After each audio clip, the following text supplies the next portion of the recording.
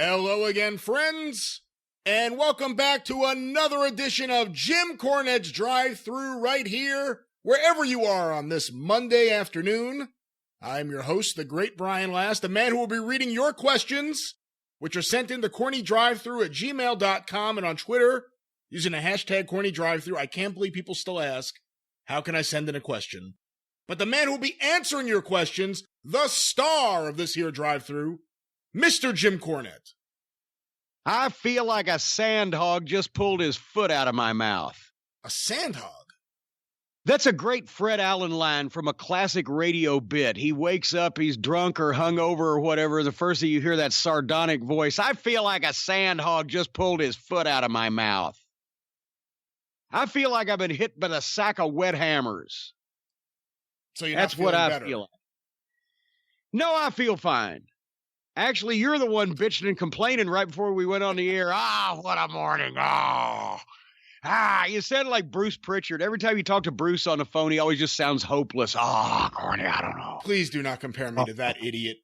Oh, now here we're starting early this morning, eh? I was trying to be light and fucking airy, cheerful. In my own way. And you compared me to an airhead. It was your way of being airy. Please don't do that. Well, nevertheless. No, but anyway, you were bitching about I'm halfway on the energy scale. I've had a hard weekend. The cult of Cornette out there, the Cornette's Collectibles customers can rejoice for the first time in several weeks. You're hearing this on what, Monday, February 17th? That means if you have ordered a package at jimcornette.com, by Sunday morning, February 16th, your shit is in the mail today, or has already come to you somehow, or is currently winging its way to you. But I'm all caught up, is what I'm trying to say. And I'm sure there's still a few people, there's shit floating around out there, and internationals take longer, as we know, but we're addressing these concerns. But I've shipped all the shit for the first time in a while, after the coronavirus and the rockin' pneumonia and the boogie-woogie flu, and the Ebola. That week where my guts turned to liquid, that was rough. But I'm feeling better now, and then I get on the fucking horn with you here this morning, and you're like, what a morning. I've had a hard week. I've had a hard month. I've had a hard life. Who are you to try to trump me in what a morning? Cheer up, buck up. All right? I've had a hard life. Yeah. I will try to buck up. Right. All right. Anyway, we have got, should we just buck up, kiddo? Should we just spring it on the people? We have the ultimate crossover here on the program now, but the ultimate fusion, melding of commercial time and program content and musical interlude and entertainment and everything all rolled into one. On the experience the past several weeks, we've been talking about your lack of music knowledge when it comes to great American music, such as that little ditty known as Mountain Dew that you thought was a fucking soft drink commercial jingle several weeks ago. And always we mention here on the program that one of our fine supporters and sponsors, and also the consigliere, the cult Cornette himself, is Stephen P. New of newlawoffice.com. 888-692-8084. And we've had people sending in song submissions for the drive-thru, and we've been doing all these things, and now suddenly, ultimately, the incredible, the once-in-a-lifetime big bang of all these things has come together, and we have commercial musical entertainment content produced by a member of the cult of Cornette, featuring Stephen P. New himself on guest vocals. How could it be any more? The synergy here is it's blowing my mind. How could we have come up with anything that is more totally immersed in our content than this thing that we got here for people here today? Guest vocals. Well, yeah, he's a guest and he's doing vocals. I haven't listened to this. He sings on the song? Oh, you haven't How have you not listened to this? We got to play this for everybody without even milking this anymore. Now, and I got to hear you, but you have to play this for people. This is the greatest thing ever. The greatest pop, country, crossover, commercial, entertainment, musical, cult of Cornette, content, conglomeration ever. Okay, with that, we'll play it. Hold on. Here it is. That was anticlimactic.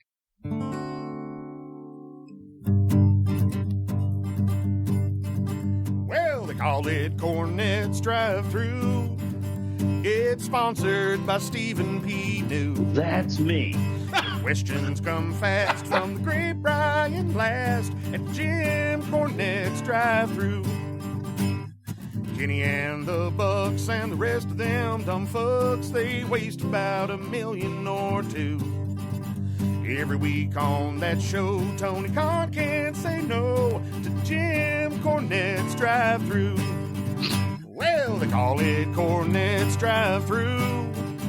It's sponsored by Stephen P. New. That's me. It's a blast from the past with the great Brian Blast and Jim Cornette's Drive-Thru. That kid Marco's stunned. He's a sawed-off little cunt. He stands about 4'2". He looks like the dopest fetch be sold for soap at Jim Cornette's Drive-Thru. Sing it, Corny. So fuck you, fuck your family, fuck everybody else that has anything to do with you, and fuck anybody that looks like you. That's right, motherfucker. I don't give a fuck. Kenny Omega can suck my big fat white fucking dick.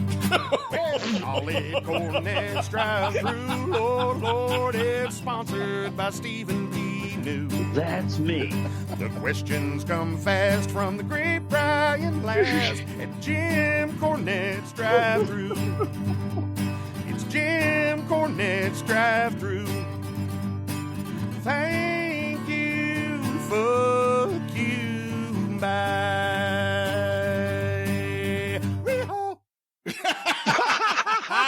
A popular ending to a lot of these songs, the Rio. It just lends itself, doesn't it, to parody. The name, the all of them. Yeah, once again, and Steven's group on the internet there, on the interwebs, produced that, and he guested on that, right? I guess we can actually say it's guest vocals. He sent me an email describing this. Like I do with all these songs, I didn't play it until we got to the air. I didn't know he sent it to you as well. But let me mention, it's from the Royal Ramble, vocals by Rich Quick and Steve New, it says here. Guitar by John Covey Cole. And they are live on Facebook every Thursday at 7:05 p.m. Eastern Time with the Royal Ramble, facebook.com/Royal Ramble 304. Oh, I've just decided for the new year here, since the Play Wrestlers are going to make fun of my business, I'm just going to continue to make fun of theirs. Because I feel like that's even.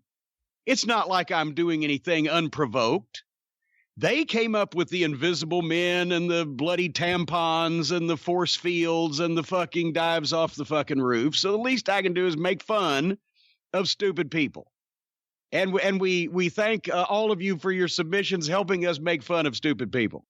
Real quick on this topic, someone sent this in, so I'll mention it here before it gets deleted. But apparently on Wikipedia, if you go to the Wikipedia page, I'm trying to pull up the actual one that was sent to me so I could quote it verbatim. Yeah, we only allow verbatim type quotes here on the program. Is this it? This is not it? We get a lot of things sent into the... We get a lot of things, yes. So many things running past your screen right now. That was, I'll tell you this story while you fucking find that stuff. That was a fucking Ernie Holmes. He was a football player, right? Ernie Holmes. Or was he a boxer? God damn it. Me. Yeah, I thought now I'm screwing up the fucking story. He was a football player. That's right. I at first thought. But he was on Georgia TV with fucking Gordon Soley. They were doing an angle. I think 81, 82. And he's supposed to just come out and talk about somebody. But he couldn't remember the fucking guy's name. And Gordon was lost also because Gordon was not clued in on this about who he was going to be talking about. And he kept stumbling for it. And finally he just said, so many names running through my head. And it just, anyway, that was funny. It was funny if you saw it. It wasn't funny the way I told it. Have you found this information? I have, and it apparently has already been changed and updated, but it was there for a few days. If you went to Wikipedia and looked up Riho, it said Rio, I don't know if it's pronounced Hime, her last name, and it had a little Japanese character there, and then the American pronunciation, Riho, Rihoo. But it's already been changed, but for several days there at a minimum, it showed the pronunciation as being your pronunciation. Well, and we don't encourage people to, because some idiots go to Wikipedia to learn about shit that haven't ever been to school or paid attention to or read any books or newspapers or any other normal way that you would learn about things, or having a set of encyclopedias in their home like normal people. They go to the internet to learn things, and we do not want to foster misinformation. So we do not encourage or condone the altering of factual things on Wikipedia. Like anybody,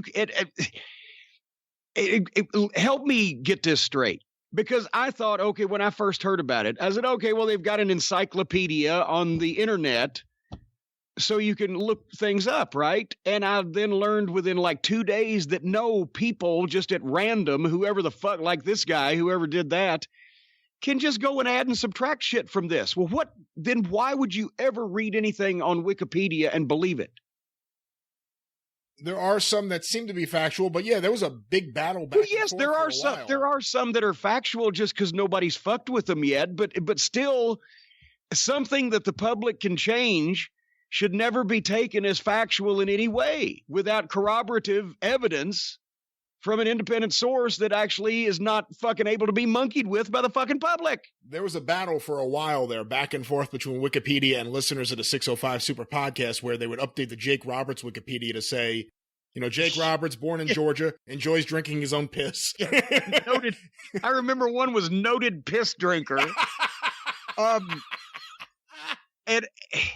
But anyway, nevertheless, your personal vendetta on Jake the Snake, it's fucking stupid. Is there an actual place like a Wikipedia, but an actual encyclopedia where you can go on and look something up and it is legitimately, verifiably factual instead of being able to be monkeyed with, as I said, by the general public? I don't know. No wonder people are so fucking stupid. Then they believe anything anyway, and if they read it on the goddamn internet, then they think it's fucking factual. Even if Jake has drunk piss in the past, it doesn't mean that he was neither noted for it nor addicted to it. He has. But anyway. I have 3 different sources on the record. I know that, but the point I'm making is, these fucking morons, no wonder that people say the oblivious things that they do on Twitter or on the internet comments or whatever, just repeat like something is. One time somebody asked me on Twitter here several months ago, well, didn't you book the Christmas creature? No, I didn't. I wasn't even there. It was Owen. No, or whatever the fuck. They just make these oblivious statements. Well, didn't you so-and-so? No. And then you go on Wikipedia and you find out, well, somebody wrote, yeah, he booked the Christmas creature or whatever. It's ridiculous. And this is why potentially I think people are as stupid as they are today, because everybody's looking at Wikipedia thinking that they know what the fuck's going on. And people are yanking your chain and feeding you bottles of piss out there, Wikipedia consuming public. But you see, there's part of the problem. They kept deleting the thing about Jake, but actually it is a true story. There are multiple sources who witnessed it and have gone on the record talking about it. Yes, but I'm not disputing that. But the point I'm making is that when people can add something to something that's alleged to be a factual fucking bio of someone or something, and the public can just put on whatever they want, then you cease to be able to trust that thing at all. And I love some of these funny things, and then, fucking Rio or whatever, but why anybody looks at Wikipedia and thinks that, well, if I don't know anything about this, then this is all factual and I should believe it all. Because there's all kinds of jolly jokesters out there monkeying with stuff. I've had this actual discussion with my children because their teachers tell them to look on Wikipedia for stuff. And I always say, no. come up to my library. I have books you can look through that are sourced, that actually have information that's valid. Wikipedia, it's hit or miss. You don't know if what you're seeing is true. My mother and father got me a set of encyclopedias when I was 5 years old. I have the set of encyclopedias that my father's father got for him when he was fucking 5 years from the 1920s, but I've still got them. You should update these things every 30 or 40 years or so, but nevertheless. But if you're getting bad information and you need to sue, there's one man to call. Oh, we're back on this again now. No, we didn't actually give him a plug. We just played his song. Well, no, but I wasn't done yet. Because of the whole Wikipedia thing, you got me sidetracked. But anyway, yes, if you need to sue some motherfucker for changing your bio on Wikipedia and making you a noted piss drinker, or whatever the case may be, then you can call Stephen P. New at newlawoffice.com, 888-692-8084. He's the star of Stage, Screen, and Courtroom. He's now a recording artist, and he can corral for you the money that you deserve, the compensation that you deserve for the harm that's been done to you or your family. He can corral that with his magic golden lasso because he is the star now of the Grand Ole Opry, ladies and gentlemen. Stephen P. New. He's been on television. He did Jazz Hands with Kenny Olivier on TNT. Now he's a recording artist. He's already won. Well, we can't even mention a couple things he's won here recently because of the incredible amounts of money involved. But overall, I mean, what else has Stephen P. New failed to accomplish just in the last year and a half? He does it all. I'm starting to think that you and him may own the publishing to Mountain Dew based on all the plugging of this song that's been going on for weeks now. Ixnay on the ongse. We'll talk about that off the air. Anyway, so nevertheless, Stephen P. New and newlawoffice.com. You know him. You love him. He's one of us. He even sings and dances and plays tunes on the radio, folks. I don't know what else to say about Stephen P. New. He's our friend. We love him. All right. 888-692-8084 or visit newlawoffice.com. That's the only other thing we could say. I believe I said that 2 or 3 times. I'm sorry. I have Mountain Dew stuck in my head now. Well, you need to get it out. You know, that can cause an ear infection. I think it may. Norman Frederick Charles III, he'd always say, can you speak up? I can't hear you. I've got an ear infection. With that accent, it was funnier when he said it. Well, a lot of things are apparently today. Well, we have a lot of funny things to talk about this week on the show. Lots of questions that were sent in from people beyond Starkville, Mississippi, but you mean there's life outside Starkville? Apparently there is, although this week he has a question about Mississippi that I think is very timely. But you kind of left us hanging this past week on the experience. You had not watched or reviewed any of the Wednesday Night War. I had sent you some clips from Raw that I thought people would love to hear your takes on. You had not watched any of those. By chance, did you check out any of that material, which you said you would think about doing, or you kind of promised that you would do for this week's show, for this show? Would you quit beating around the bush? Just ask me, did you watch the shit or not, Jim? Did you watch the shit or not?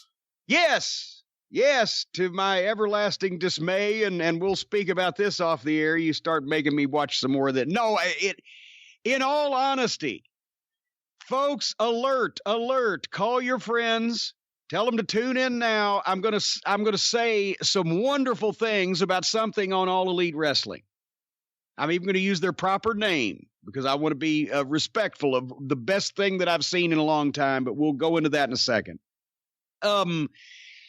Real quickly about some Raw clips of Shayna biting Becky and Orton caving Matt Hardy's fucking head in. I don't even want to be disrespectful to these performers, but that's what they were. They were performers, but it wasn't their fault. I will elaborate. You know what I didn't like about, besides the fact that if you're going to bite somebody's neck out and all the blood spurts, you don't bite their spinal column, you'll hurt your teeth. You bite their fucking carotid artery or whatever. But nevertheless, What I don't like about this, even though these are professionals, Matt Hardy, Randy Orton looks like a fucking superstar, always has the great timing. You know, Matt knows how to do a fucking promo. Orton knows how to fucking talk. The RKO is always sharp. You know, but it's the modern wrestling presentation.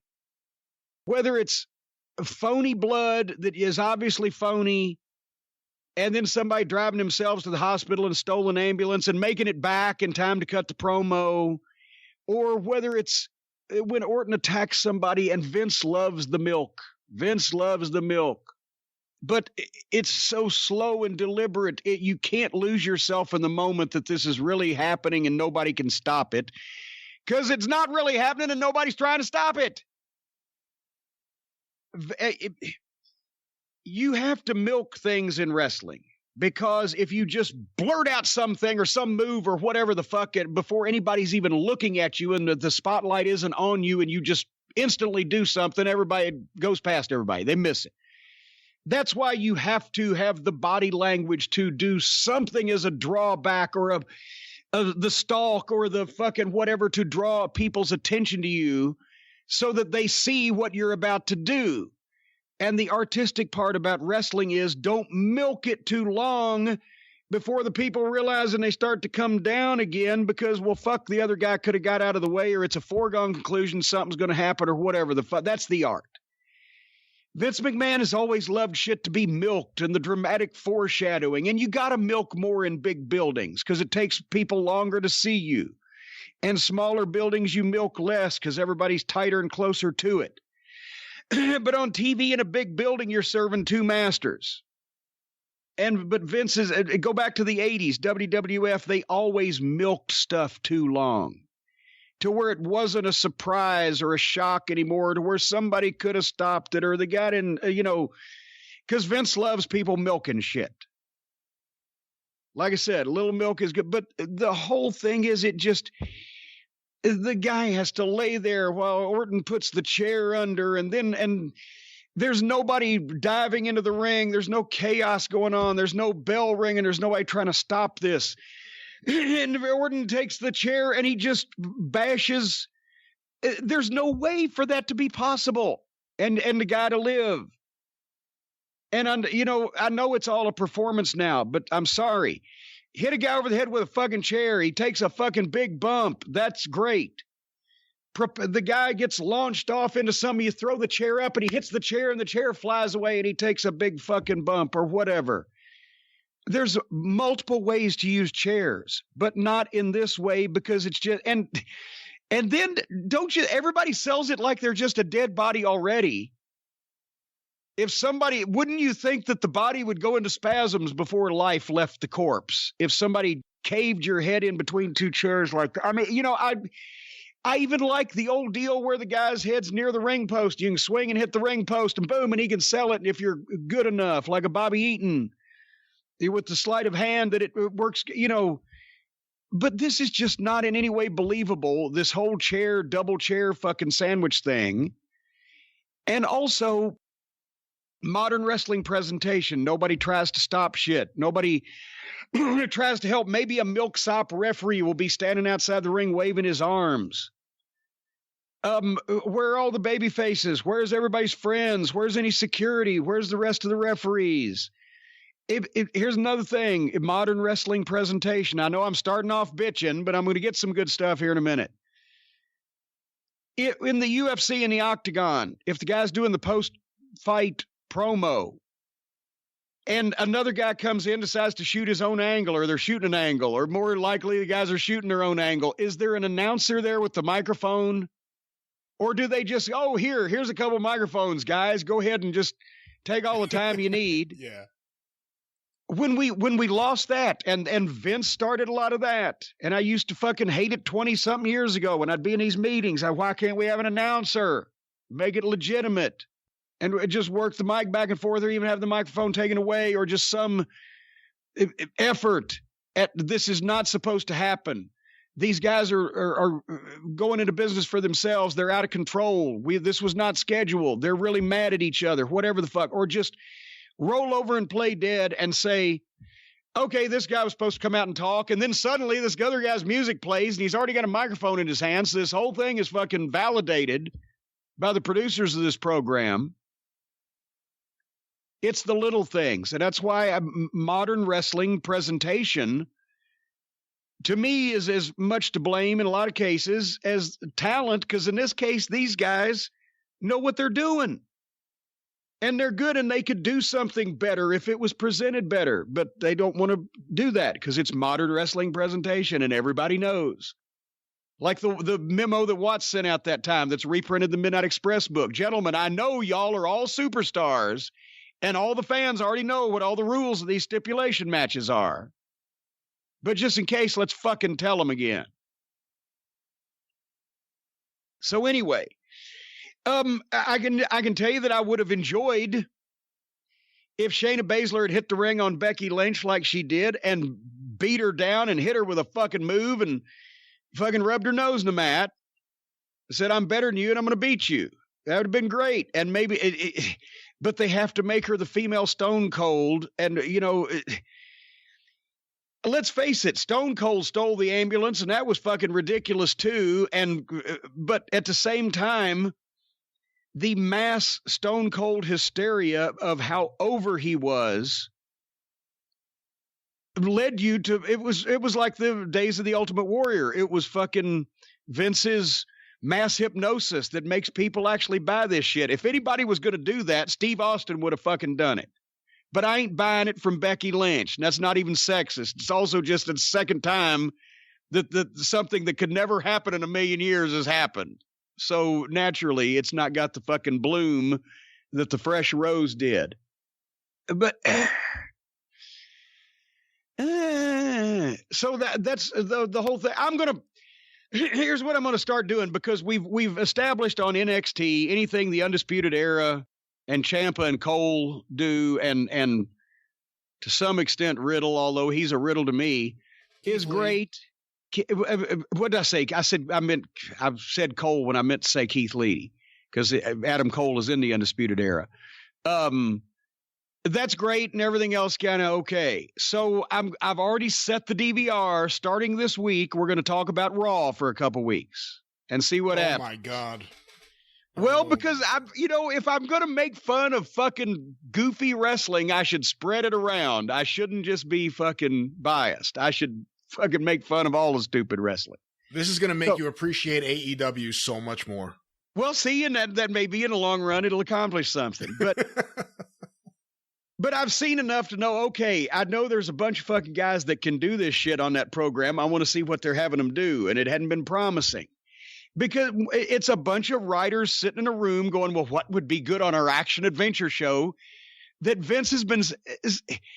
See, in the 90s, when Vince made up all these terms, we knew what he was doing. We knew that it was wrestling, not sports entertainment. We knew that it wasn't an action adventure show, it was a wrestling show. Everybody had to fucking play along with Vince like they do with Trump, on what he wanted to call things and what he thought things were. But we knew because we'd all been in the wrestling business.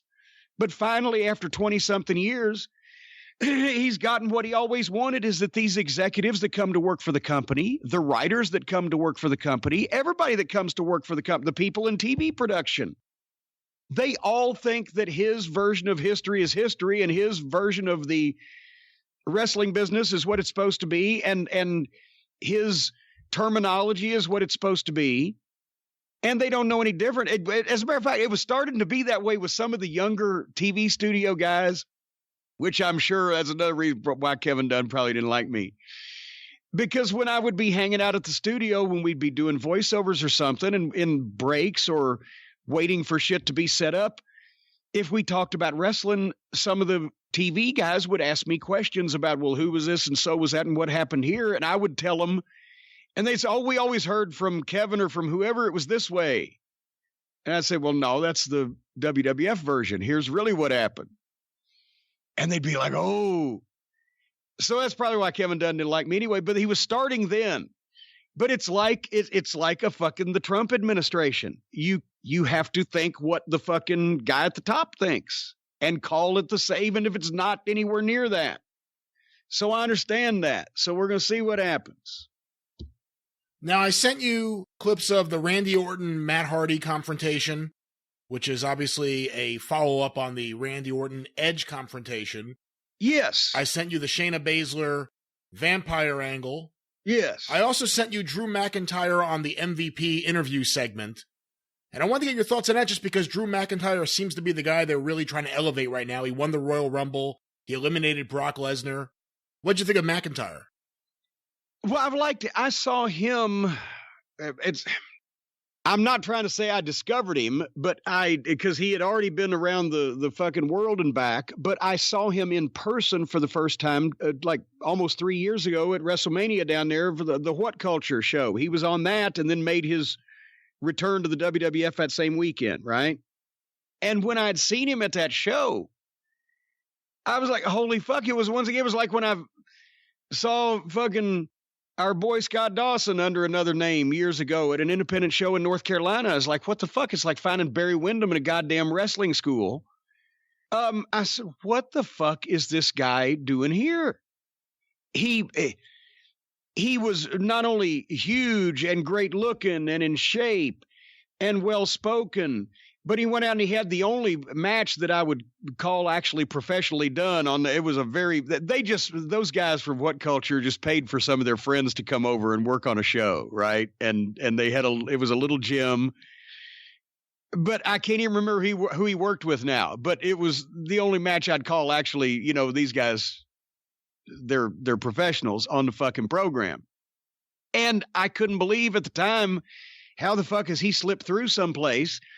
And then, of course, he made his re-debut back, that same weekend. So I don't remember having seen him since. Have we ever watched any of his matches, or is it since he's been on Raw and we haven't done Raw? But the point is, he's got all the fucking tools. I think maybe I've seen one of his matches here sometime a while back.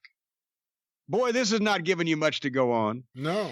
The point is, he's fucking great. With the MVP lounge thing, once again, modern wrestling presentation. The first time to see him, I knew he was well spoken. I knew he, knocked the fuck out of somebody with his big fucking kick. I never watched the MVP lounges they did before. I can't honestly tell you I've ever seen MVP wrestle, because he was always, someplace I was not watching. So I know he had the interview segment or whatever, but once again, I'm looking at, there's couches in the ring. What the fuck? It's more of the same shit. It's almost like when they start doing that now, it reminds me of when they built the fucking Shark Tank for Shark Boy to live in TNA. I'm like, fuck. I don't take this seriously.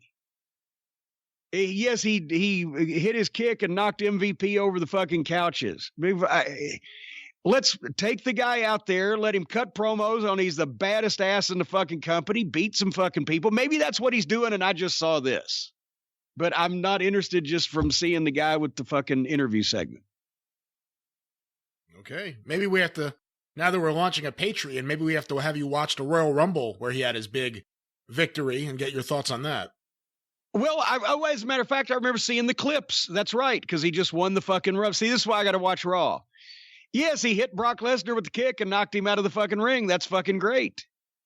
More of that, less of couches in the fucking ring. I'm just, at this point, I'm going to be impressed when somebody can actually give me a presentation of something in wrestling that I can fucking believe in, and that I'm not sitting there screaming, why is all this shit happening? Or what is this fucking hokey horseshit going on, so that somebody can get over and I can enjoy what's going on, which we have some of. We'll get to in a minute. Why don't we go to All Elite Wrestling, which, as my cable guide says, is a pro wrestling series launched in 2019 that introduces statistics and real sports analytics. It's funny. Al Getz just tweeted out this morning that he was driving. He lives in Atlanta, so I think he was driving in the Atlanta area, and he heard a commercial on the radio for the AEW show in Atlanta, and the word wrestling wasn't mentioned once, which I think is astounding. How are they supposed to fucking know what the fuck they're going to see?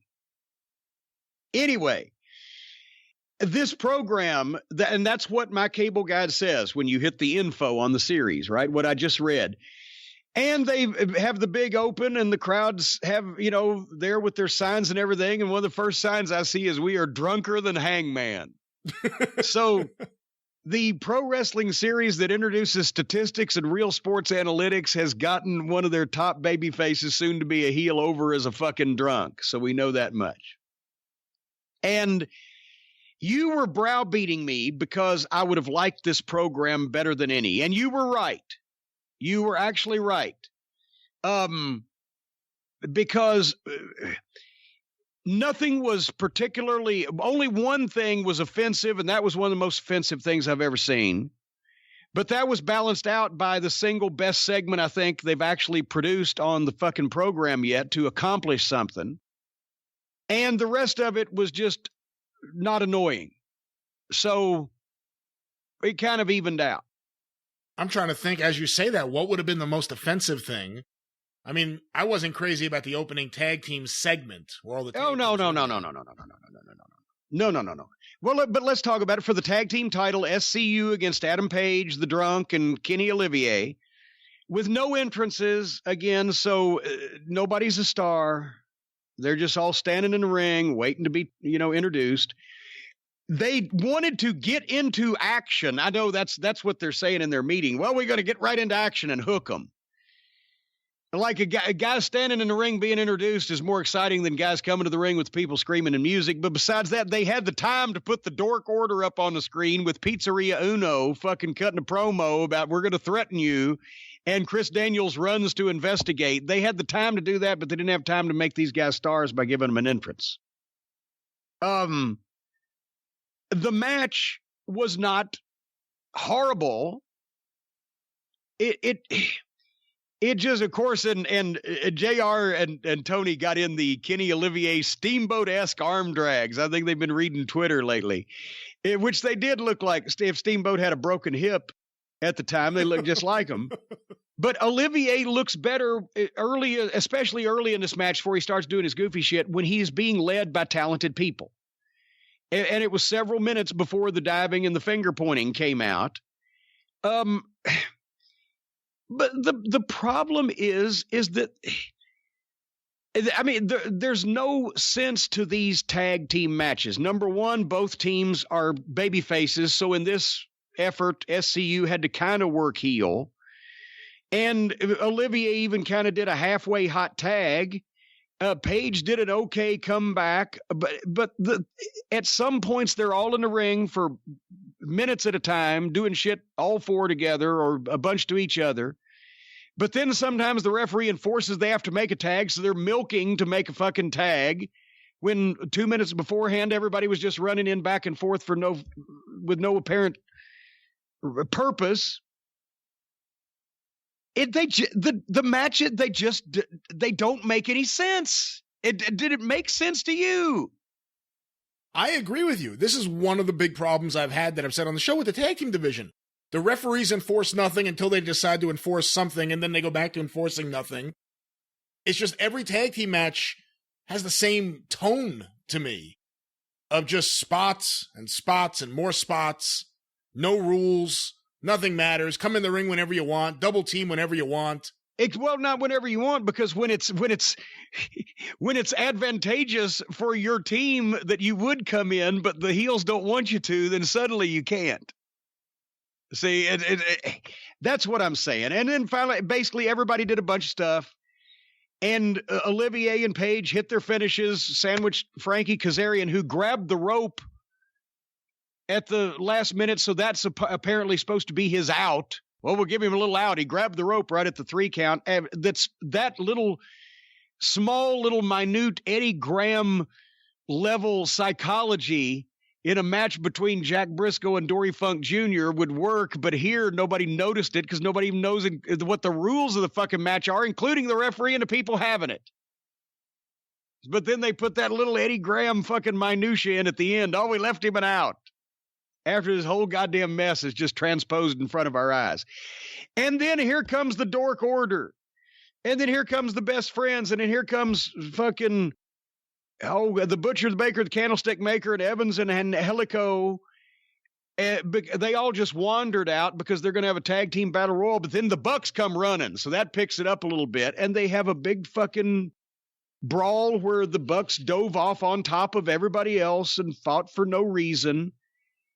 Like that's going to get people up for the tag team battle royal next week. Why did everybody just have to run out there? And I don't even mean run. Why did everybody just have to wander out there? The Bucks ran. And then did you notice they go to break after this? They go to picture in picture, and that's where they hid Pockets this week so that he wouldn't offend and embarrass the rest of the television audience. They hide him in the picture in picture when only the fucking most devoted putz of this crap is fucking watching. And by the time they come back, he's gone. There was one part, I think it must have been during this, because I can't remember what else the Bucks did. It's been a few days, where they were both on the top rope, and one Buck like adjusted the other Buck's legs so they could prepare to take one guy like Frankensteinered both of them off the rope at the same time. So preposterous. And again, all their stuff it looks so choreographed, because it is. I mean, they talk about how much they rehearse and plan out their matches, but that I didn't like. And it just felt like a Raw segment or a WWE segment where everyone just comes out. At least they didn't play everyone's music when they were coming out. But just everyone comes out to set up that battle royal next week. And, we give Adam Page so much crap for doing the same stuff over and over. Kenny Omega does the same moves in every match. Oh, God. Well, and plus we got two of them on this show because there was another Kenny Olivier match coming up. He wasn't in it, but it was his match. And let me ask one more time about our little dog Pockets. Has anybody yet explained him? Has anybody yet offered any explanation as to what this goof is, why he acts the way he does, or why the fuck anybody puts up with it? Has anybody come out and offered an explanation as to why, if he's in a fight or his friends are getting beat up, that he will stand there in front of somebody and stick his hands in his pockets? Has anybody bothered to explain why that if he gets in to confront somebody physically, he play kicks them in the shins? Has anybody explained why that if a guy's getting in the ring and confronting you physically and play kicks you in the shins, that you don't take the opportunity to knock the fuck out of him and chuck him out of the ring like the piece of shit that he is? Why is a guy acting this way? And why do people hang out with him when he's obviously no help to them whatsoever in any kind of fucking problem? No, they haven't, because they can't, because there's no fucking reason for it. It's just a fucking friend of the goddamn executive vice presidents that is a goof, that acts like a goof, and they get a tickle out of it. And all the goofy people that like to watch people like that acting goofy get a kick out of it too. And you hear them raving in the building, and you hear everybody in their homes across America that might be wandering by a new wrestling program going, what the fuck? Click. For the kind of people who like that kind of thing, that's the kind of thing those people like, and nobody else is going to like it. We did the NAMBLA reference already. For that room, it works, but nowhere else. So why? And they have to hide him in commercial breaks or put him in little spots where he can't do any major damage. They're paying this fucking guy money. Anyway. And the one thing you hear from people who are big fans of his whenever you critique him is, well, wait until you see that moment where he finally shows you that he can go.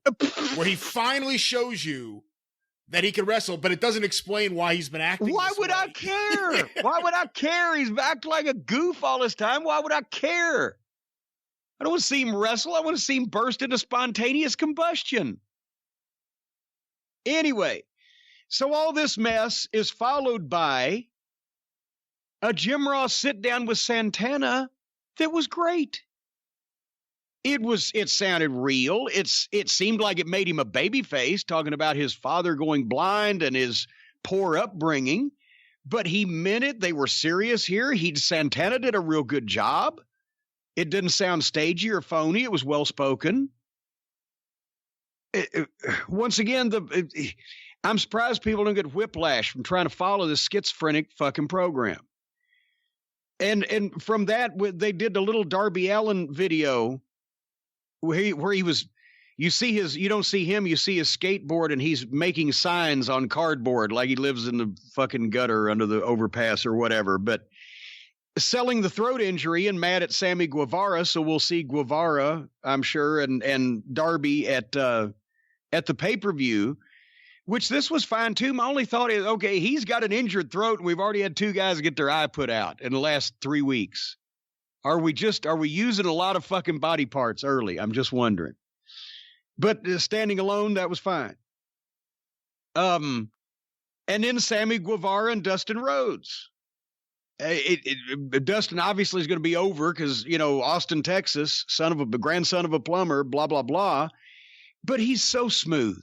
That's why they used to call him the natural. He looks better physically now than he did 25 years ago. And this shows they can do it. It was a good, solid match that made sense. He didn't bury Sammy, but he fucking controlled him because he's a top guy that's being set up for Jake Hager so that Jake Hager can beat Dustin because that's going to be the pecking order of things. So Dustin was smart enough to work with Sammy and make sure that he got some shit in, but still it was clear that right now, physically, he's a step above because he's going to have to he couldn't go out there and let Sammy Guevara kick shit out of him for 10 minutes and then be any kind of challenge to Jake Hager, right? So he did this exactly. Sammy was competitive, but Dustin ended up going over with his finish and then challenging fucking Hager. That's wrestling, and it was fine here. Perfect. Yeah, like Dustin on the mic too, challenging him. Yeah, imagine that. Jericho's we actually hear some fire. Yeah.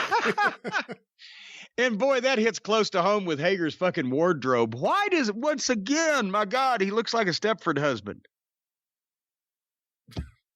Anyway, so for people who say I can't say anything good about All Elite Wrestling, when they do good shit, I'll talk about it. It's few and far between, but here comes another one. Good old Dr. Britt Baker. She's starting to get third time was the charm. I think she's practicing. I don't know why she suddenly had a fucking personality breakdown and went from a smiling professional dentist to a fucking raging cunt in fucking 3 weeks.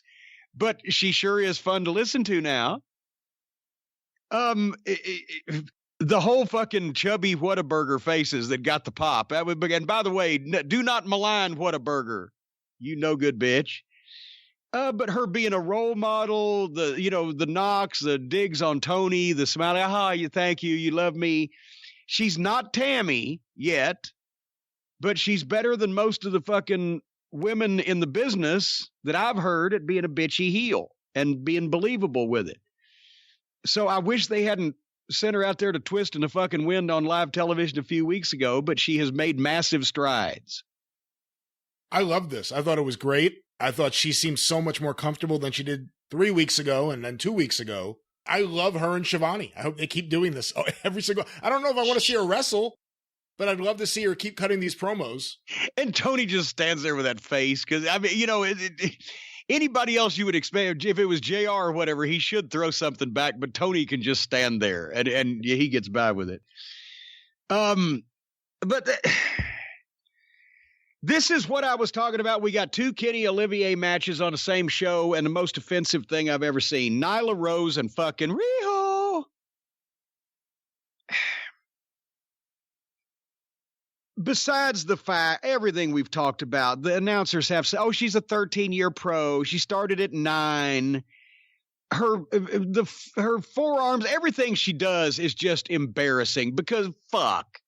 Just fuck. I think somebody said 93 pounds instead of 98 she was listed at or whatever. But just the whole thing from burying the announcers to, once again, Nyla Rose was buried by beating her in this match because what the fuck? They went 2 segments. And Nyla Rose had to keep selling for this idiot. She hits that knee drop off the top rope to the back of Riho's head and Riho kicks out. She hits a Death Valley driver off the top rope and Riho kicks out. And yes, once again, the people in the building are like, oh God, Riho. Because the same kind of people are in the building that is in the back. Kenny Olivier with his fucking fetish is why we have to fucking watch this shit. And it was painful.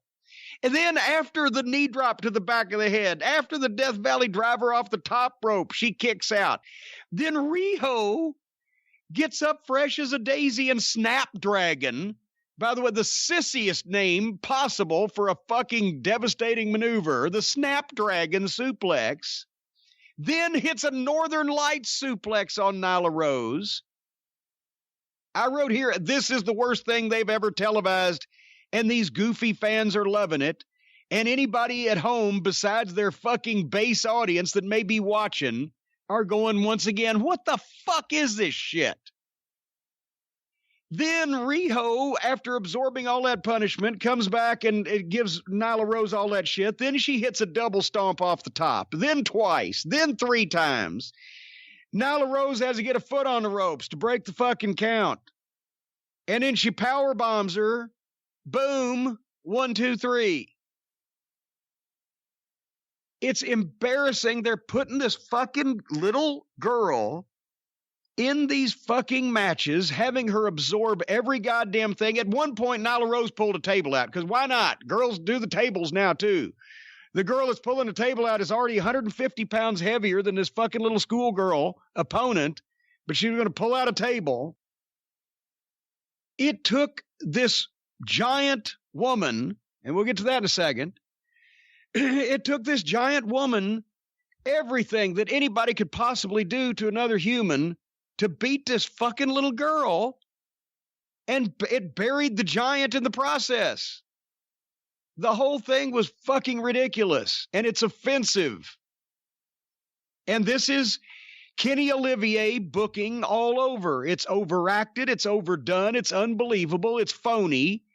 It's wrestling done as a fucking video game or anime fight for a bunch of people who want to laugh at silly shit. It's not fucking wrestling, nor is anyone who excuses this a fan of wrestling. Whatever they want to call it besides wrestling, anime fighting or whatever the fuck. That's what I don't understand. You can apparently make this crowd like anything. So why not play it straight and get some other people? Is it me or is it? When I first saw Nyla Rose, I had no knowledge of this. I said, wow, that girl's fucking huge. She's a beast, blah, blah, blah. Reminded me of Awesome Kong. Then everybody jumps on Twitter and the internet to say, well, she's a trans woman. So she was born a man. And this is a publicly acknowledged fact on the internet, on Twitter, on everywhere. She does not hide this. This is not like information that has come out that she was not wanting to come out. Is the only place that it's never said on the television show where they're trying to sell her as an attraction? Yes. What the fuck? I've said this before now that I have all the facts here. Get back to Renee Richards in tennis in the 70s. This has been an issue. You still see people debating it. She was born a man. It's an unfair advantage. Especially not only because of her size, but because of the fact of when it comes down to it, in some people's mind, it's a man fighting a woman, which is obviously an unfair advantage. In other people's mind, it's not. This is a controversy. Make something out of it. And when you've got, she's a trained pro wrestler that can do all this shit, come off the top rope and do all, and is 100 pounds bigger than all her opponents, then hammer her through everybody, especially these little fucking schoolgirls. Don't let anybody get any offense. If she can't talk, because we don't know that yet because they never let her, give her a manager. Maybe that would have been something Brandy could have done. Or some type of a female manager that's obnoxious and play on the fucking controversy. This is what does a heel use to win an unfair advantage? She has the most amazingly biological unfair advantage of all time. And then you find a fucking American babyface that is of legitimate athletic size and credibility, such as most of the NXT women's roster, possibly that has a background in shoot fighting or MMA or whatever, but as a babyface to say, I can take her. I don't care if the advantage is unfair or not. I can fucking take her. And then you've got something going. Just the same way as they missed. If they signed Britt Baker, they should have capitalized on her as a professional woman, as a doctor, as all the attributes that we've talked about. But they botched it, so they've just switched her heel. Well, now they've got the ultimate heel with a legitimate hot button issue in real sports and in real life. And the only place they don't talk about it is on their fucking television program. Who gives a fuck on Twitter? I don't care if she was born a man, a woman, or a fucking Dalmatian. But on the TV show, I want her to draw me some fucking money.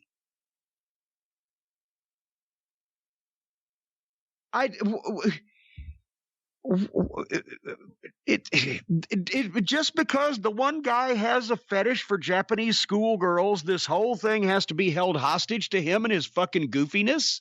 And at the same time, you miss these chances to get in the fucking newspapers and on fucking real television programs and have a debate going on about controversial fucking methods in sports. Is that just too fucking cerebral for the dim-witted audience that likes to see a bunch of Japanese schoolgirls dressed up as Freddie Mercury and goddamn video game characters flying into each other for no apparent reason? Just over their heads? Then maybe they don't get the psychology of stuff like that because it's over their heads rather than being dumbed down and simplified to the nth degree. Did you see there was some controversy? Dustin Rhodes even tweeted about it. Because I guess one of his kids is trans, where he was offended by the people that were really, I didn't see a lot of this, so I'm assuming it's out there. I only saw a little bit, that were hammering Nyla Rose for the fact that she did win the women's division championship. I think the most egregious one I saw was the formerly Val Venus, Sean Morley, who had some pretty ignorant and offensive thoughts about this whole thing. Did you see any of that? I did not. Well, I saw Dustin's. I didn't see Val's. But there's Dustin as a babyface taken up for a fucking heel. If people are going to fucking be, if something's going to be controversial, if the heel is controversial, then take the fucking heat. If the babyface is controversial, then it gets them over in a different way. I'm just saying, use some of this shit to fucking get some people stirred up and offended. That's what we need in wrestling is some good old-fashioned offense. For fuck's sake. Did you see the post-match? Because I know a lot of it happened during the commercial break. Well, and that's... Well, by the way, don't let it leave us hanging. What did Val Venus say? I'll pull it up while we talk about this. Let me pull it up. All right, well, anyway, and then in the post-match, they go to the break again, and in the picture-in-picture, Nyla Rose comes back, and Tony Khan tries to hug her, and she doesn't want any of that. And then, I don't blame her. And then they spend fucking what seemed like, 3 minutes, the entire commercial break, somehow her and Olivier yelling at Olivier, and Olivier just standing there and looking like a putz, as he usually does. And I don't know what all that was about. Is because there was no audio because it was in a commercial. So what was that about? I don't know. She was yelling at Kenny and all the other girls just stood back there, heel, babyface, all united. Well, yeah, you couldn't see them real well. They were just little small girls in the background. But why? Why is that? Why was that even happening, much less something that would happen in picture-in-picture? If it's going to be in picture-in-picture during a commercial break, shouldn't it be visual rather than verbal? And by the way, in terms of what's acknowledged on air, are we supposed to take from that segment? Because, I mean, we know what's going on behind the scenes, but if you're not someone who knows that, if you're just watching at home and you don't read various websites, are you supposed to take from that picture-in-picture segment that Kenny's in charge of the women's division?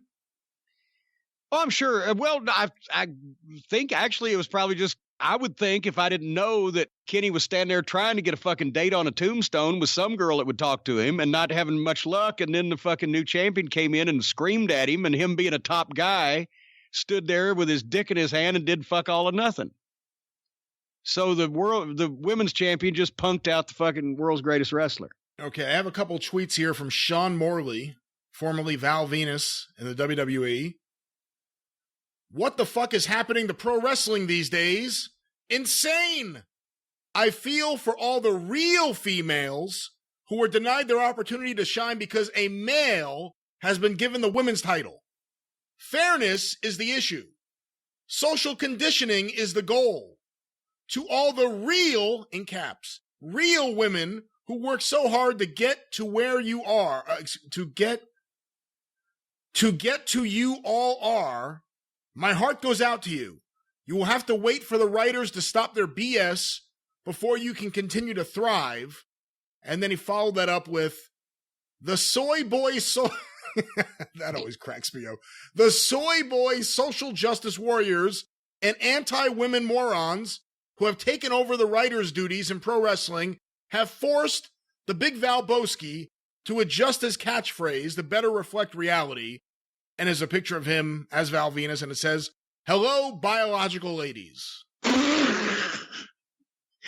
So he apparently is taking great offense. There you go. And, you know, he didn't even charge Tony Khan for that. Val Venus just wrote your fucking angle, idiots. That's controversy. That'll get heat, and that'll get heat on both sides. There'll be people for it and people against it. And that's what you want.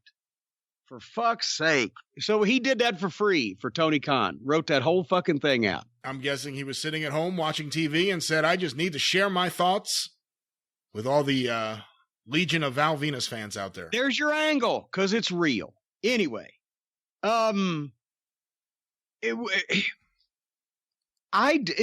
the Jericho and Inner Circle promo, and Jericho's promo was obviously great, but he announced next week the bounty hunter Jeff Cobb, which is fine here, but I'm going to get to the point where I'm not sure exactly how they introduced Jeff Cobb. It might have been the best way, but here they plugged it. Okay, that's fine.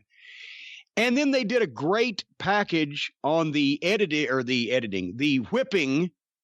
Great editing on the whipping package. I'll say it in a minute, with the slow-mo shots, and you could see the belt hit fucking Cody's back and the flesh ripple and everything.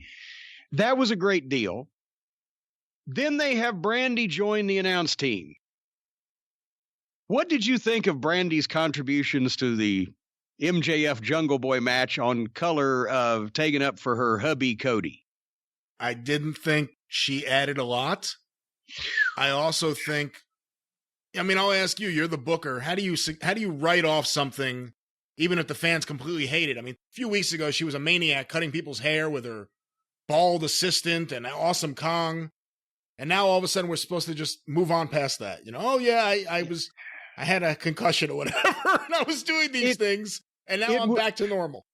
It was good last week when she came out because, you know, she's Cody's wife, and Cody could look up, and because you could even tell they were kind of booing when she came out. They, but Cody was, you know, the tears in his eyes and reached out to her, Ricky Morton type selling. That worked. Otherwise, Brandy needs a rest on television because she couldn't be a heel here. As a babyface, she adds nothing because she said nothing. But anyway, apart from that, surprise, surprise, this was the best segment of All Elite Wrestling television that I've seen since it went on the air, for actually accomplishing something from start to finish that it was supposed to without doing anything stupid in the middle. MJF versus Jungle Boy. Imagine that. Although they announced Jungle Boy at 157 pounds. Remember when I said with fucking Kip Sabian they could get by with 201 or whatever? This further in my mind, Jungle Boy should be the only guy in this fucking promotion announced at under 200 pounds. Because then he would be special. Even if you got to put some rocks in these other little kids' pockets to get them whatever the fuck, lie, cheat, steal, whatever. Announce there 201, 203. If Jungle Boy was the only one and he was 157 pounds, that would help tremendously in the subconscious. Jungle Boy and Luchasaurus's entrance would be so great without their village idiot fucking kid tag along. And at least they left them in the back. They came out, stunt, slid under the legs, and then they fucking fucked off where they should have been because this needed to be Jungle Boy's spotlight. MJF was the first real superstar that I'd seen on the fucking program tonight. Yes, Chris Jericho was out there for a fucking promo so far, but this guy took over the fucking screen. He was the focus of the attention. This is why I'm glad they had this match, because now instead of trying to tell people who've never seen it what to do, I can just say, go watch this fucking match. Think about this. MJF didn't work with this guy like they were equals from the start. They fucking wrestled around a little bit to a stalemate or equal fucking thing at the start, and then MJF took over on him and made it look easy doing it because he's a top guy and Jungle Boy's a middle card guy. And that's the way they were working. But then, as heels often do, MJF gets a little cocky and gives the kid a few openings. And fucking, wait a minute, maybe I should have taken this more seriously. But now the kid's starting to morph into where he's having one of those performances where he's just got too much guts and he won't give up. And then MJF's starting to get frustrated. And then fucking finally, and ultimately, he should have won when he could have won, because now this kid may beat me unless I get my fucking heel henchman to hand me this goddamn gimmick so that I can fucking get a goddamn cheap shot in. This whole thing was built to where Jungle Boy started as a middle card guy and ended up better than he started, even though he lost. And you can tell he's going to be a top guy and he's moving in that direction. Meanwhile, MJF was the focus of attention even when he was on defense. Every time he took a bump, it was something that was built to get a pop for him taking that bump. And even when he was doing stuff to get Jungle Boy over, attention still focused on him. As you could tell, even in an unsmart mind, he's leading this match. He's in control even when he's not in control. That was a little thing that Lawler used to be able to do with his TV studio matches, where once a month he'd feel like working for 10 minutes on Saturday morning. So he'd get Ricky Morton or Steve Regal or some middle card babyface that could do everything. And he'd lead them through a fucking classic, make them look better than they were when they started, beat them, and get some fucking heat. This is exactly what MJF was doing. He paced it right. He bailed out when he needed to. All the facials were there. He led this thing like a fucking maestro. He got something out of everything. A program between these two guys could get over. And it was so good that I watched the picture-in-picture, and sure enough, MJF is getting heat, but he didn't waste any big shit. He shut down one hope spot, and Jungle Boy sold. And then he used the picture-in-picture time to set up the backdrop spot where he gave Jungle Boy a shoot in the corner and then a backdrop, shoot in the corner and then a backdrop. And he knew exactly where he was. I'm sure he obviously got a stooge off from the referee, because immediately as soon as they come out of break, he goes for the third time. Jungle Boy reverses it, backdrops MJF. MJF takes a backdrop and the people fucking blow. Now they're doing wrestling shit that's safe and looks good and is getting a reaction without paralyzing anybody or anybody need to steal an ambulance. The only thing taken away from this was Brandy. The people are chanting Jungle Boy, who makes a nice comeback, and they built to where he does a dive through the ropes, does another dive through the ropes, boom, boom, and then finally the big one over, 3 dives in a row, but it built and it meant something, and the people go crazy. They worked, they built to him, the people cared about him, and they came unglued when they did them. Then MJF takes back over and gets that great upside-down surfboard deal. And so he's not finished yet with this fucking kid. And he does, hey, Brandy, you could add a real man, and cupped his fucking cock at her, which was the best use of Brandy out there all night.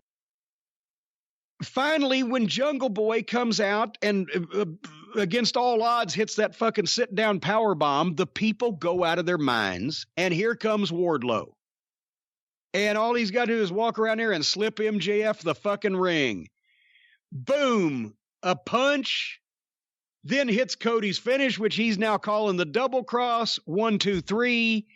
Jungle Boy got fucked. MJF could have beat him early because he's a top guy, but he was too cocky. And then Jungle Boy was putting on the press, and now it got out of fucking MJF's hands. So he had to use the fucking back up in the gimmick from the cheater, you motherfucker. Boom. 1, 2, 3. And then Wardlow hits his whirly bird thing that he does on Jungle Boy to add insult to injury one time and the fucking heels leave.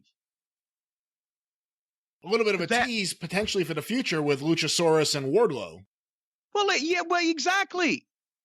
Because that's naturally what people are going to want to see. They're going to want to see they're going to want to see Jungle Boy get even with MJF sometime. Whether that ever happens or not, I don't know. But they'd like to see that match again because it fucking tore the place down. They'd also like to see MJF and Wardlow have to face fucking Jungle Boy and Luchasaurus, so the odds would be even. The only thing they don't want to see, or they better not want to see, or they better not fuck it up, is putting that fucking little ignorant kid out there to fuck things up and take attention away from Jungle Boy, who can be a real fucking star. But this showed them. Leave the fucking kid at home. It make Jungle Boy the small baby face in peril with the heart of gold and the guts as big as Texas. And then you've got money instead of a clown show. Something that people are going to look at and think is silly and laugh. And Luchasaurus, like I said, and like you said, and Wardlow at some point. But they still, and MJF comes out of this even better to go against Cody. There was no downside. Everybody prospered, and everybody was serious about what they were fucking doing. Apparently, it's impossible because they barely ever do it. Maybe they ought to put MJF on television more often, since every time they do, he hits a home run.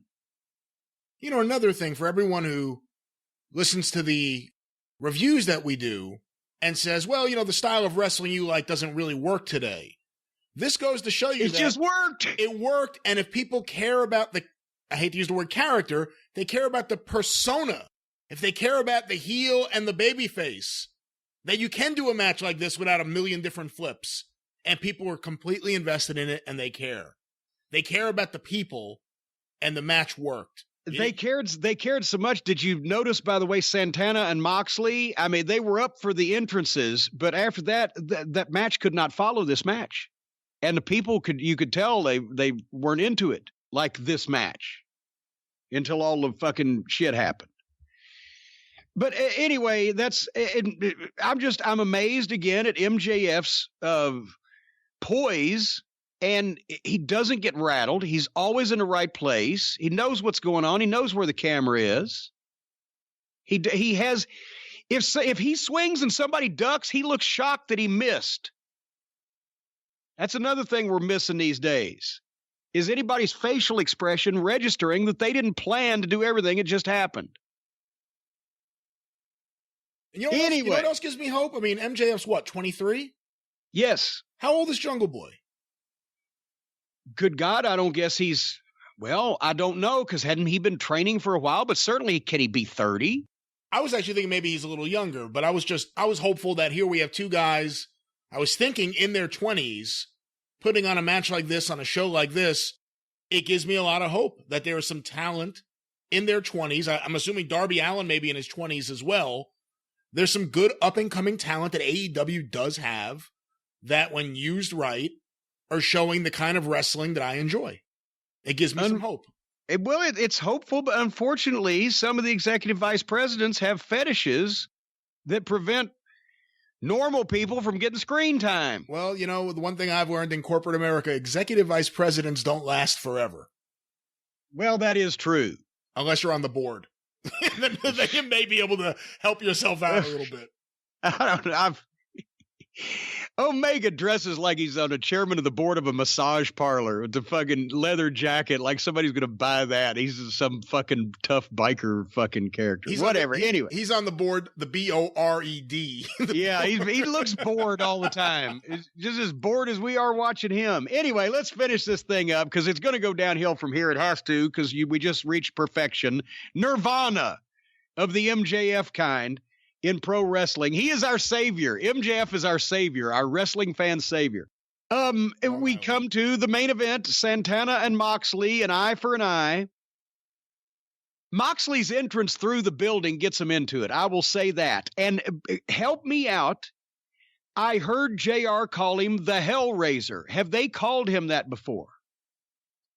If they have, I've missed it. That is perfect. The Hellraiser, John Moxley. And then I think Excalibur, fucking under his fucking fat-headed mask, because it's somebody, oh, he's an innovator of violence or a methodology of violence or whatever the fuck it was. No. They found it. The Hellraiser, John Moxley. That fits. It's perfect. I can see the shirts, whatever the fuck. If they are not copywriting that, they should. They immediately tackle each other, fight in the crowd, back to behind ringside, back to ringside in the ring. It was a good fight. It was. I don't know, once again, what the fuck. I saw it earlier. Paige was doing it. The head palm whips into the ropes. They're just all doing it now. It's fucking insane. But this was an okay fight, but nothing was going to follow MJF and Jungle Boy right after. And then it just got at the end of it. By the end, they did a spot where Moxley he goes to roll Santana up. But he as he comes off, he rolls through the roll up and stood up straight and waited for Santana to do a backward roll and jumped up and gave him a fucking diamond cutter. And I just kind of started zoning out. Because they did back and forth and whatever the fuck. And then Ortiz spit booze in Moxley's eye. And both were blind. And they stumbled into each other where Moxley laid his hands on him and hit his finish. But he was still blind. So here comes the heels.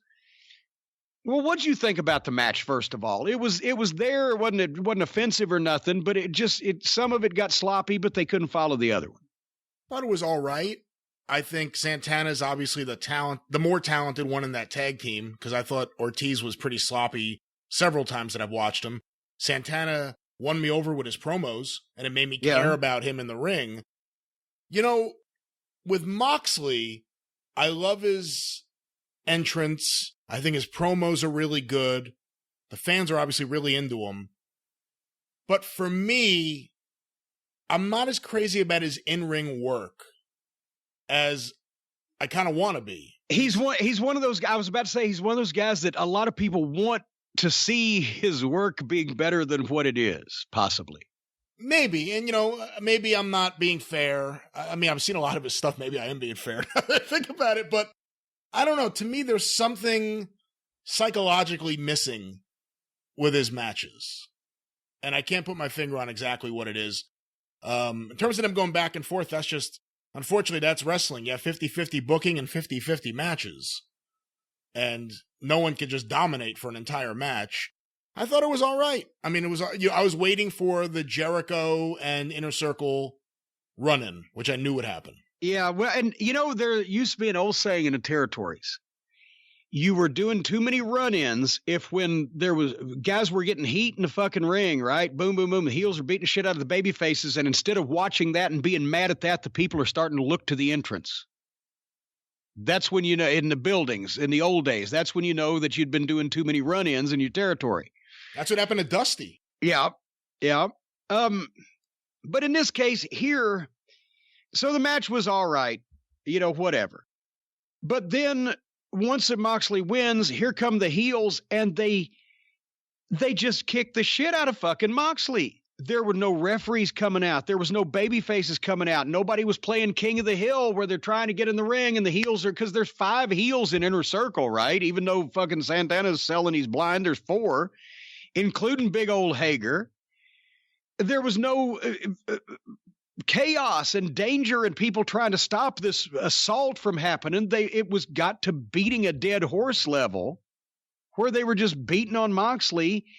And then here comes Jeff Cobb, who was announced for next week, the bounty hunter for Jericho, but now he's here and he comes in and hits that fucking cool spinning power slam on Moxley, who's just had the shit kicked out of him further, and he's already blind.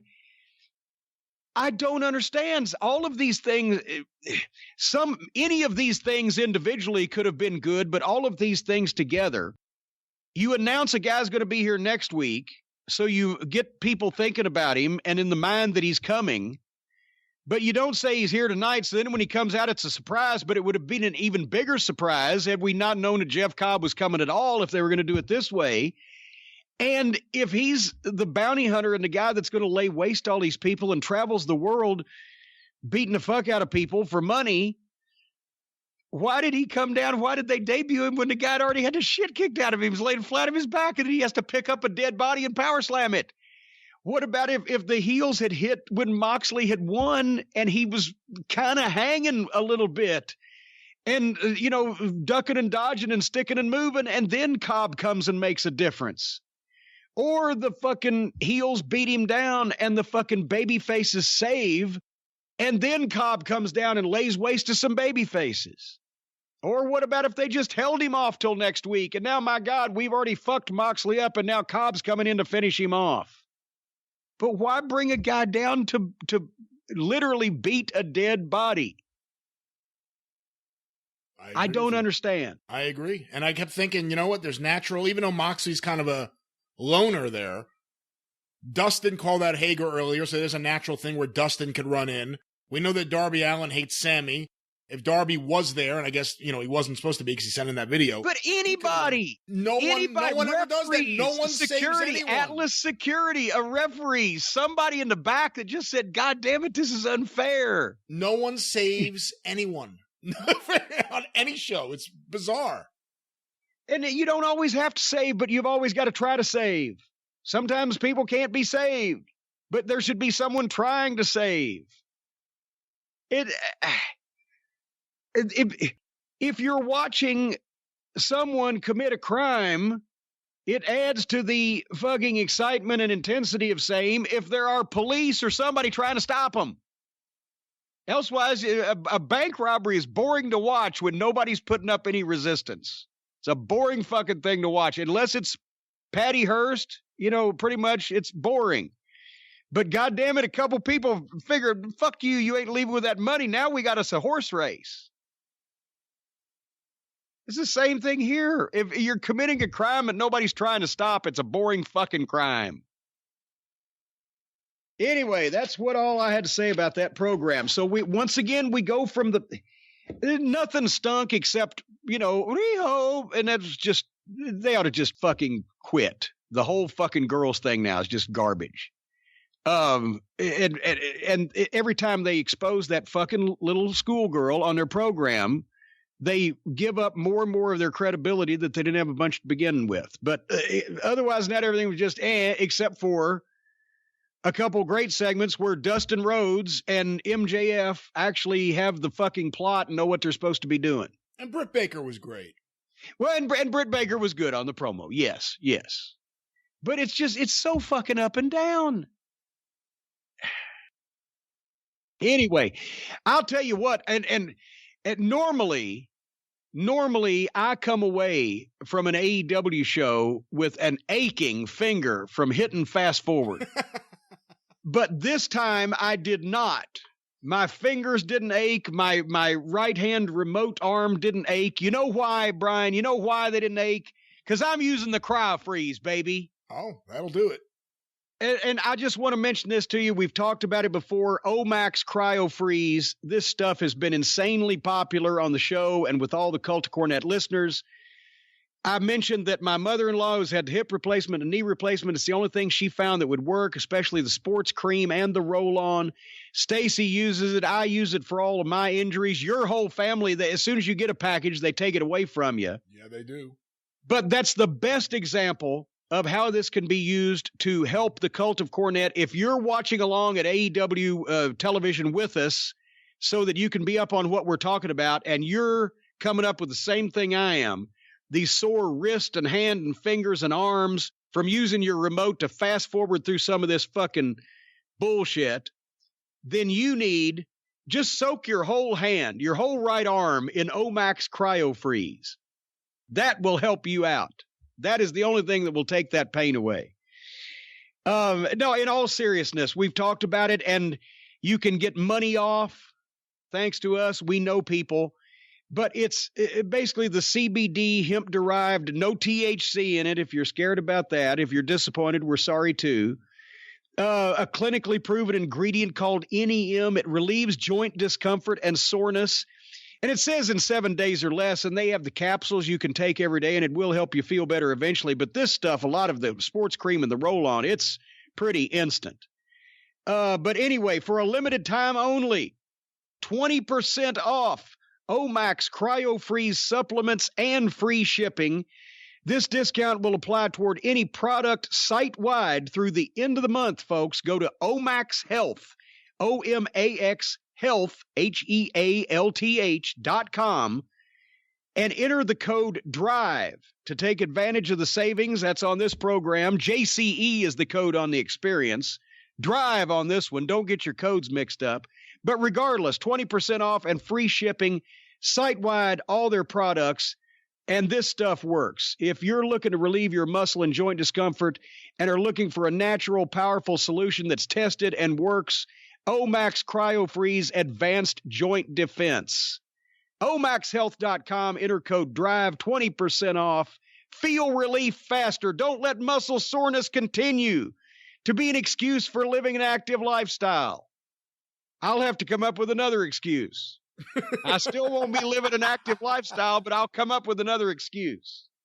That's right. And so many of the listeners have benefited from Omax already. We hear from a lot of them on Twitter and through various other means, including via email, the CornyDriveThru@gmail.com, where so many questions have been sent. For this week, we have an overabundance of questions, Jim. Well, we ain't got a lot of time, so hurry up. We got to get through some of them. Let's get our first one here, sent to CornyDriveThru@gmail.com from Charlie in Starkville, Mississippi. Jesus Christ. The Clarion Ledger has reported that Ted DiBiase and his son Brett have been implicated in one of the biggest embezzlement schemes in Mississippi history. DiBiase's religious nonprofit organization has received $2.1 million in state welfare money since Britt DiBiase was hired at the Mississippi Department of Human Services. Living in Mississippi, I see people struggling to make it on a daily basis, and money like this is the only thing keeping them from being on the streets. Sorry for the lengthy email, but this hits close to home. What do you think about DiBiase and his son stealing over $2 million in welfare money? Now, wait a minute. From the Hold people on. of Mississippi. Suddenly, first I saw where they'd indicted the guy that was in charge of Mississippi welfare, and then Brett, DiBiase's son, was working for him, and he'd got some, and then all of a sudden DiBiase got some, but now stealing $2 million. Let's see where this ends up. I hate it because I like Ted DiBiase. What a great fucking talent. But here's another example of what religion can do to you or for you. People say that nobody will believe wrestling anymore, right? I say it's in the presentation. As MJF and Jungle Boy just proved. When you think about it, what on earth, what story, what fabrication, what con, what swerve, what lie, what untruth, mistruth, what on earth is more preposterous than the backstory of every organized religion on the face of this planet? Absolutely, completely preposterous. You would have to be a raving lunatic locked up in an insane asylum to believe at face value any of these stories. And yet, tens and hundreds of millions of people do, which is why the world is in the shape it's in. However, it's because it's in the presentation.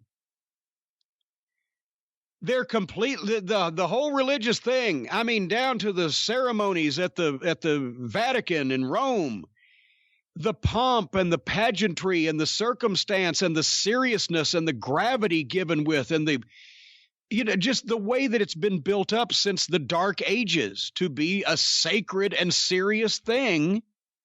People buy it. They believe it. Same can be said about wrestling.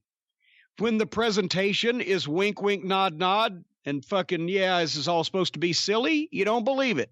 When it's not, you do.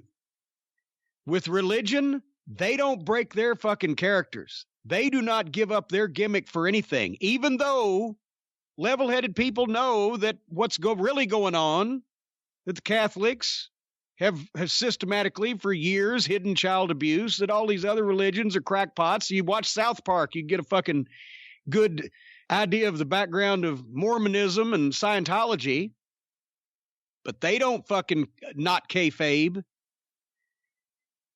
Teddy apparently, I have no knowledge of this, but from what I'm reading in the papers, has gone from one worked business that wouldn't keep up their work to another one that does, and he's made $2 million out of it. So I don't know if he stole it or not, but in all honesty, religions pay no taxes, which is ludicrous because of all the fucking religious people, the Jim Bakers and the Jerry Falwells and all the people that have made millions off of this and had air-conditioned dog houses and live in comfort while hungry people remain hungry and sick children remain sick. It's all a fucking con. It's all a scam.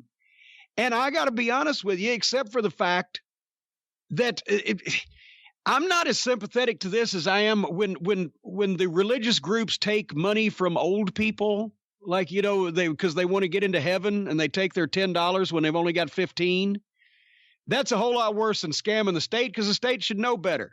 Because all these religious fucking con jobs should lose their tax exempt status, because it's ridiculous. They should pay taxes like everybody else, because they're a business like everybody else, unless they can prove they gave every penny that they took in away to feed people and clothe people and treat sick people. They've got a 6,000 seat church a few miles from here. It's as big as fucking Louisville Gardens, probably cost 20 times to build. They could have fucking given that money to the Crusade for Children, and a lot of kids would have been happy for the next 40 years. But no, they got to have a place to go make believe that their invisible man in the sky really exists so they can feel good about themselves. You could do that in a barn. Why does it have to cost so much? As an American, what do you find more offensive? Ted DiBiase potentially being involved in this, or Ted DiBiase accepting Skandar Akbar's oil money? Well, I'd have to say that DiBiase accepting Akbar's oil money, because he should have known. No, but anyway, I'm not trying to knock Ted, but religion's a racket, and level-headed people know that. And that doesn't mean that you're crooked because you are religious and go to church. That means that most people running the fucking shit are probably crooked, because that's where the money is. The money's not in going. The money's in getting more people to go, if you haven't noticed. So I'm not knocking the people that go. I'm just knocking the people that run it. And besides the fact that they never break character and they never break kayfabe, and they're completely serious about their obviously it's the ultimate seriousness. It's life and death. It's heaven and hell. It's devil and God. And they keep that up. They also indoctrinate the children from an early age. And as we've mentioned, when your parents are saying something's true, then you're likely to believe it when you're a little kid. And that's the way that religion hangs on, despite all evidence to the contrary, and things like, I don't know, fucking science, because people don't want to call their parents liars. They never break their gimmicks. They never break their characters. They never fucking do not kayfabe, and they fucking indoctrinate their children. And that's why it's been able to hang on so long, despite the fact that all organized religion and the idea of an invisible, fictitious, supreme being has been detrimental to the human race since we have fucking crawled up out of the muck, which has led to more homicides, genocides, wars, suppressions, oppressions, various other ill things to the human race through the dawn of time. Religion. But they do keep good kayfabe. Remember when Jake found God? Was there a bigger work than that? Was there a bigger work than that? Oh, good God.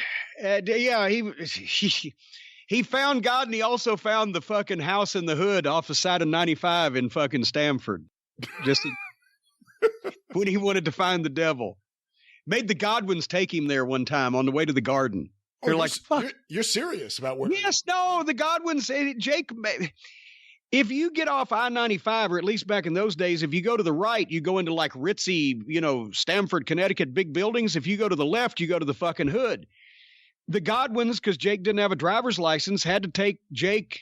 I used to have to drive him to Vince's, right? They had to take Jake to the garden one day, and he's in the office that brief period of time. He was in the office, and he made him go to the left stop at the fucking house, make sure he was all set for the garden. And they're like, fuck, this guy's in the office. He's making us go to the hood to get shit. All right. Well, our next. He never asked me, and I would not have complied. I think he knew that I was not a fucking fan of most of the neighborhoods in Connecticut and was not going into that one. Our next question, Jim sent. He knew I would have stooged on him. Our next question sent in the CornyDriveThru at gmail.com from Brandon T. in Maine. Could you talk about the creation of the Goldust character? Dustin Rhodes is one of my all-time favorite wrestlers, and I have searched and I couldn't find much on your thoughts about the writer's room working with this character. I believe Shitstain Russo claims he was the one who created the character, but I've also heard that it was Vince's idea. Goldust is one of my favorite characters, and I think the only person that could ever have pulled it off was Dustin.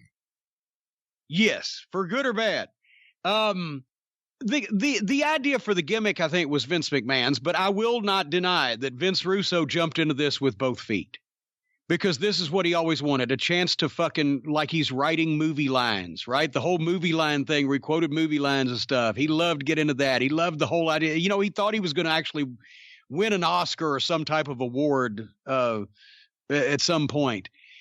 So I liked it until it got really out there, and then it, like everything, it just got so fucking far.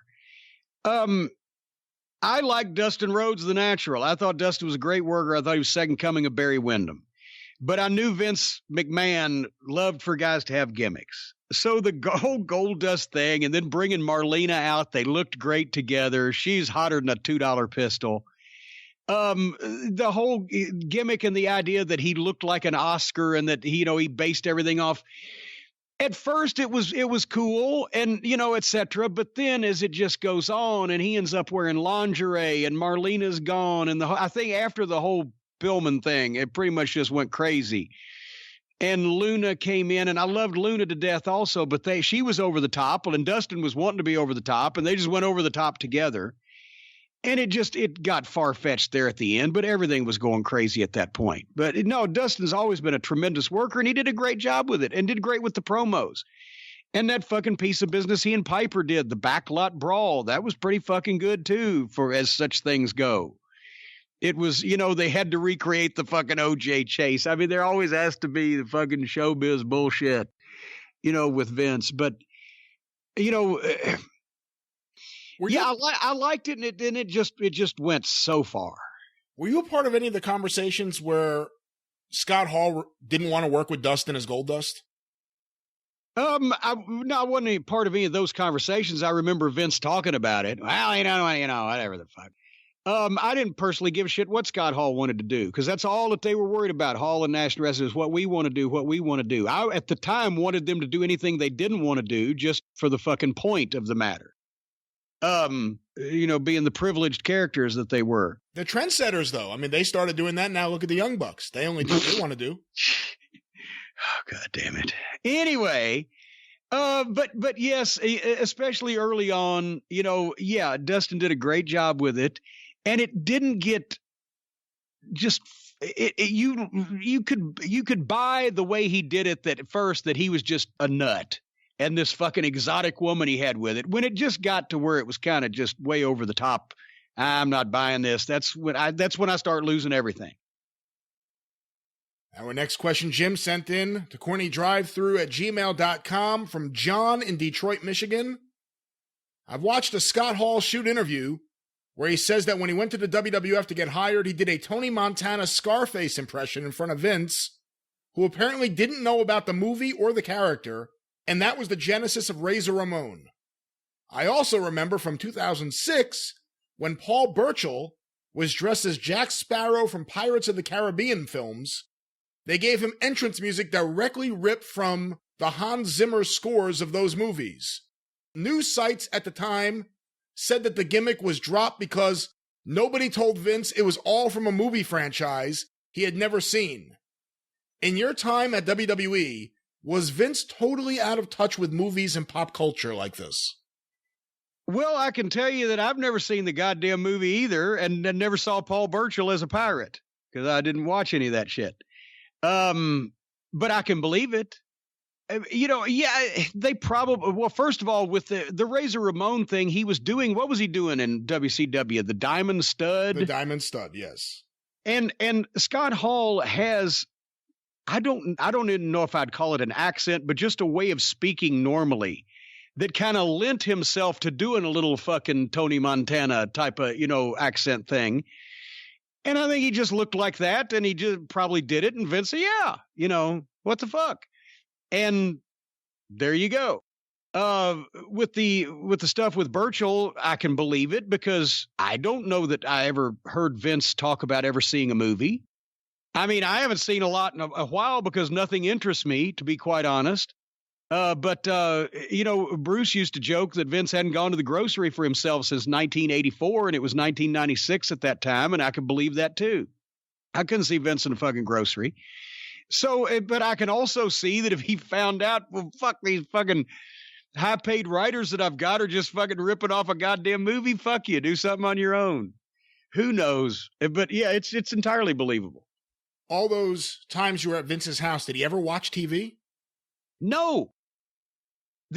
Unless we had to watch a clip of something, which we'd go and put in the VCR, there wasn't a TV in the room when we were writing. I wish there had been. I could have fucking paid attention to something else besides fucking shit stain every once in a while. Remember I told you the time me and Bruce and Vince are sitting there. Can't remember if shit stain was there by then or not. And the cable guy comes in. And Vince says, yeah, right back there, pal, because he had a living room behind. We would sit at his small dining room table. And that was off the kitchen. And then he had a living room area in the back. And he'd say, right back there, pal, no audio. And the cable guy goes back, and he comes back in like 45 seconds with the remote in his hand. He says, sir, see this button? It says mute. Oh, okay. And he handed the guy $100. He called the cable company because he couldn't get any audio on his television. It was the fucking mute button. And he gave the guy $100 tip when he left. That's ridiculous. That is ridiculous. I mean, I guess if there, it was some big sporting event or he'd want to watch the Super Bowl or whatever, but I don't remember him ever saying he had watched anything on television or seeing him watch anything on television except a wrestling, production of some kind, usually that he was involved in. He didn't watch other wrestling, but every once in a while you could make him watch a tape of some specific guy. Our next question, Jim, sent in on Twitter using the hashtag CornyDriveThru from Jason Cruz. With the topic of Uncle Dave lately, Jim, I want to know what are the elements that make a 5-star match from your point of view? Well, I think I said this to somebody that was doing a piece on the star rating system here last year or so ago or whatever. It basically, the whole thing started as a rib when I was on the phone with Weasel Dooley and he was reading me his new newsletter, which is where Dave admits he stole his stuff from, at least the editorial comment part. And Weasel was going into excruciating detail, and I'm flipping through. I used to keep 2 things next to the TV, a copy of TV Guide, because there was no on-screen guides back in those days. You need the TV Guide, and Leonard Maltin's movie review book, right? Those 2 things I kept next to TV. So I'm flipping through that while I'm listening to Weasel drone on about these fucking matches. I said, God damn it, Weasel, you ought to rate them with stars like they do the movies in the TV Guide here, or Leonard Maltin or whatever. And he started doing that. That's where Dave stole it from. That story has been told and documented. It was a 4-star scale because that's what was in the TV Guide. That's what Leonard Maltin did. And basically it's easy. 1 star was, well, we didn't even do duds at the time, but then I think Weasel came up with dud after that, because I don't think they do duds on movies, right? But anyway, dud was goddamn, we can't wait for this to be over. 1 was holy shit, this is not getting over at all. 2 was about what we expected. 3 was boy, that was really fucking good. And 4 was holy shit, they tore the house down. And that was it. And then there was no criteria otherwise than what was the impression that it made when we saw it live in that building in front of those people. That was it. It wasn't about the moves or we took points off for the finish or whatever the fuck. No, it was just Boy, I couldn't wait for that to be over with. This really isn't very good. Well, that's about what we expected. Boy, that was a good match, and holy shit, they tore the house down. However they did that was up to them. And then when we first saw Terry Funk live, we had to completely blow the scale and give it 5 stars because it was better than anything that we had seen up to that point in time, because we accidentally saw Terry Funk live for the first time ever when he had one of the goddamn greatest fucking matches with Jerry Lawler in the history of fucking matches and behaved like a legitimate psychopath in a public place to the point where we bought that Lawler could potentially be in fucking trouble ourselves while I'm there at ringside taking pictures of it. Everybody's seen the match on YouTube, but you can't imagine being there live with Funk screaming pig and suey at the top of his voice and fucking spurting blood out of his head. And the fucking work was all landing and it was built to ebb and flow. And people were tired. The women, when Funk crawls out of the ring and Lawler goes after him, beating him with the chair, you see the women in the front row backing upwards over their chairs, falling over themselves to get away. They were petrified. And the people, every time the chair would land, the people are going, oof, oof. There were people wiping themselves down and having a cigarette after they watched that match in that building. It was just chaos. That was 5 stars. But now it's ridiculous. And I'll take a point off for the finish, but the booking could have been, I didn't like the work rate. Well, fuck you. Basically, here it is. It either stinks, it's about what we expected, it's really good, or holy shit, they tore the house down. Otherwise than that, it's ludicrous. Our next question, Jim, sent in to CornyDriveThru at gmail.com from ALB in NYC. On the November 11th, 1994 edition of Monday Night Raw, with you and Vince McMahon on commentary, during the match between Razor Ramon and Diesel, you say, quote, "The right hand of Razor Ramon will make your knees freeze and your liver quiver. As a matter of fact, he might get David Crosby's new liver, snatch it away from him. I wonder if David got onions with that." End quote. Yes. Did Vince get a kick out of the jokes you would make, or did he get upset at them? No, neither one. I was made to say that. What? Here's the thing. Yeah, no, listen to me. Listen to me now. Especially when you would do, I don't know whether we did that show live or not, or whether it was a show that was taped and then voiced over in the studio. I can't remember off the top of my head from 25 years ago. However, we did both of them, both kinds. However, they got in this kick where they wanted Monday Night Raw to be topical and to comment on things that were going on in the world and etc. And there would be a list of things that you had to refer to in some kind of way, or maybe just one line that you were supposed to get in. Well, and that was when the news that David Crosby got a new liver. And they said, talk about David Crosby's liver. I'm like, what? Yeah, it's one of the so I made a fucking liver and onions joke and whatever the fuck to just be an asshole and just, take the piss out of it because I was asked to talk about David Crosby's liver on a fucking wrestling show. But had it been up to me, I would have been talking about David Crosby's liver. So some of that was my ad lib, but it was about something that I didn't really give a fuck about talking about to begin with. But yeah, we do that, and especially to show that we were live when they taped the show a week before or 2 weeks before or whatever, but they do the commentary live in the studio. They would actually have us go in at 9:00 Eastern on Monday night to the fucking studio and do the commentary live and beam it out over a taped show that had been taped for a week or 2 weeks or whatever. And I said, why couldn't we do this at 3:00 this afternoon? Is some fucking worldwide catastrophe going to make all the news between 3:00 and 9:00 that we got to sit here and be here at midnight and do this thing live instead of doing it and getting it just right? I mean, I like doing live commentary when it's actually live with the matches.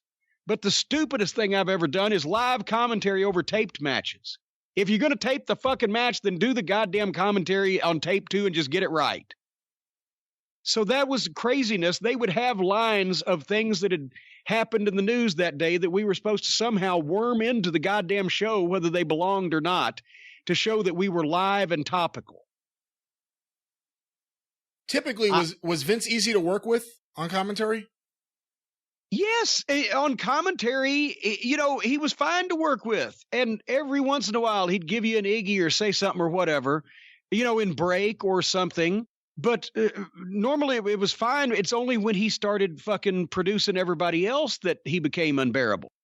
And I was gone by that point. He never produced me as an announcer. I think it's probably a good thing for all of us. Did he ever crack up at any of your jokes? If he made Cactus a fucking pissed Cactus quit, I know that I would have fucking melted down. Yeah, he liked a lot of that shit. Especially the shit in bad taste. He loved it that night I called Shawn Michaels a fornicator on Raw. But well, he was supposed to be messing around with fucking Bulldog's wife, so naturally that makes you a fornicator. And I would just figure out what kind of words I could say on television, which back then it was easy to, because unless you cussed, you could, and something had a double meaning, you could get away with it. Not like all the fucking whimper crying fucking bitches today, but. All right. But yes, he was easy to work with when he was sitting there next to you. When he's on the headset, it's a different story. Couple more questions before we wrap things up this week. This next one was sent in to CornyDriveThru at gmail.com from Ollie in North Carolina.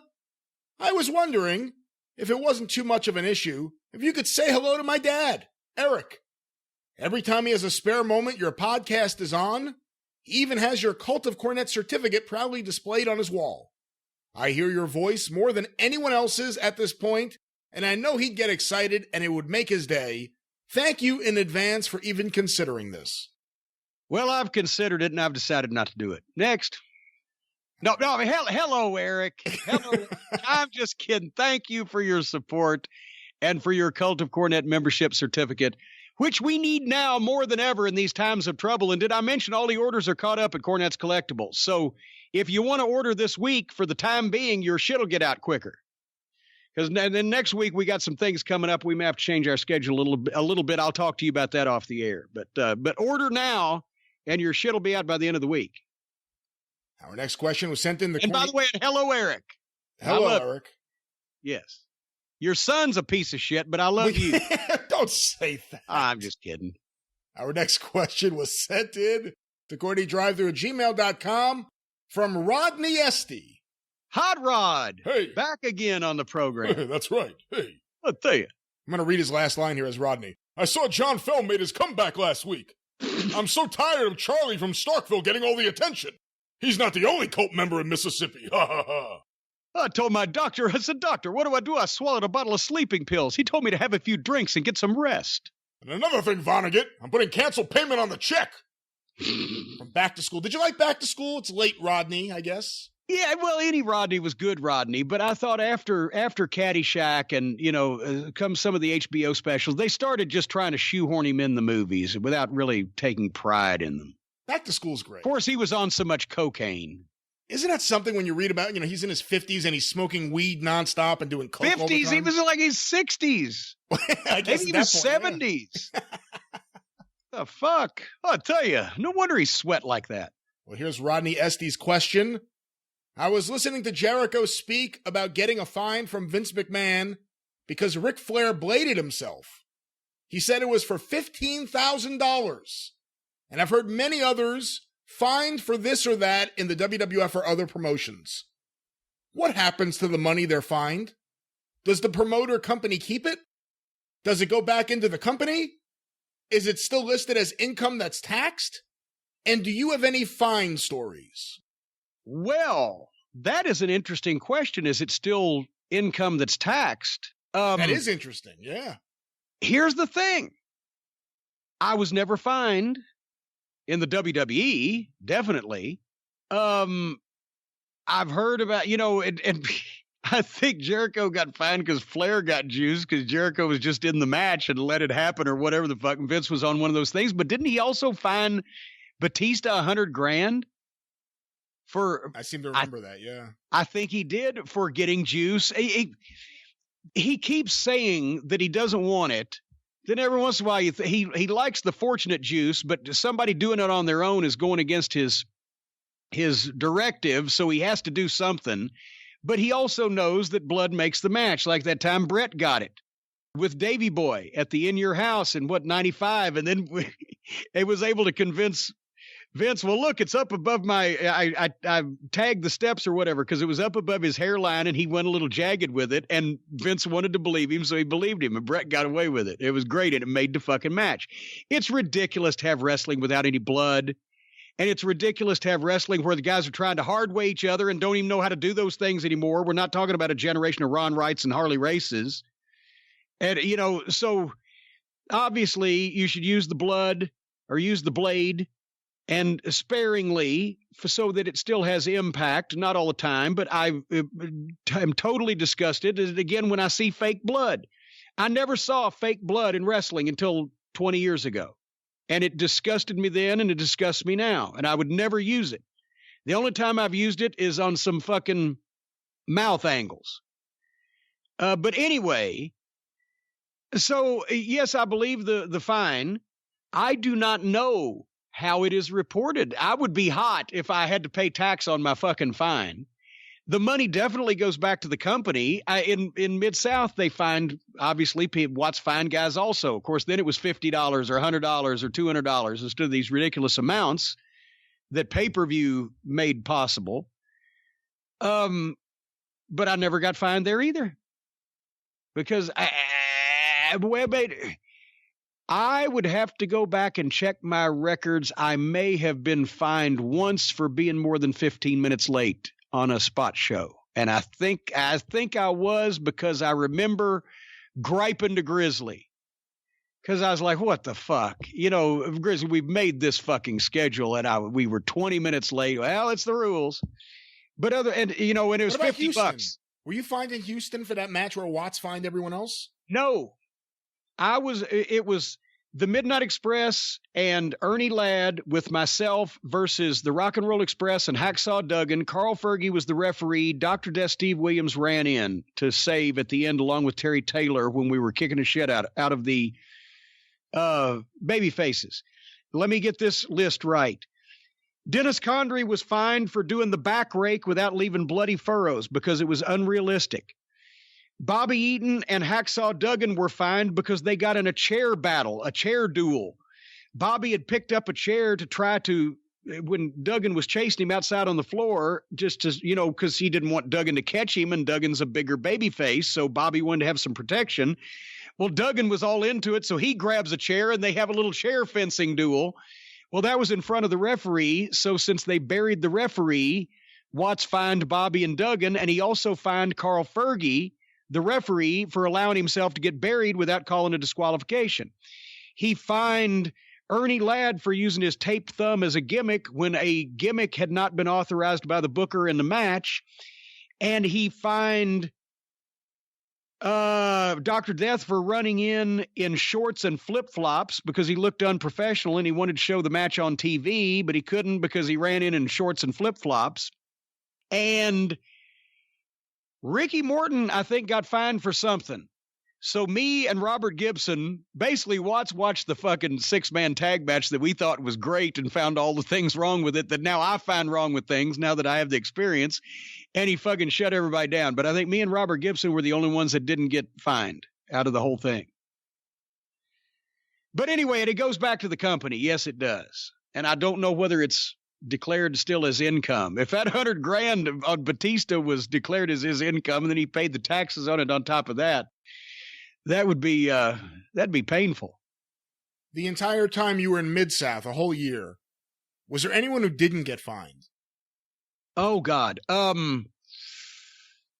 Well, I mean, obviously Ernie Ladd was there on and off. He, I think that's probably the only time he had fined Ernie. And he did it just to make a point that Ernie should have known better. Goddamn, Buddy Landell was paying installments at one point. He really was. He'd either dressed unprofessionally or he'd been late or he'd, done something. And what Watts would do is he would fine him because he wanted to teach him these things, but he wouldn't take all the fines out of his check at the same time or elsewise he would have been paying Watts. One time his fines were more than his check that week. Which was at least over $1,000. But then as Buddy started getting it, Watts would bonus you also.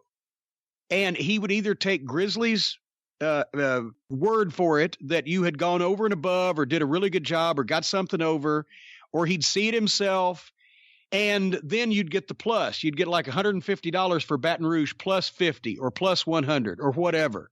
And that was his way of kind of giving it back to you. If you should have made probably $250 anyway, but at least it was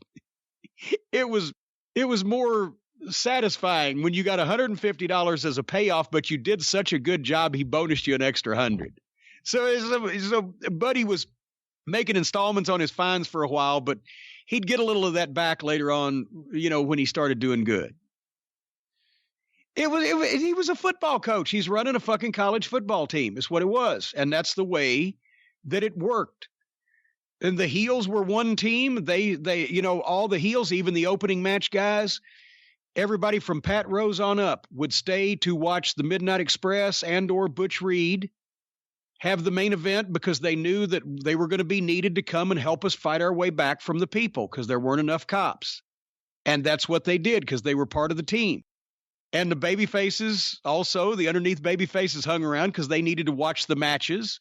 And also because they knew that none of the girls were going to leave until the rock and roll were finished. So if they wanted to get any pussy, they needed to hang out too.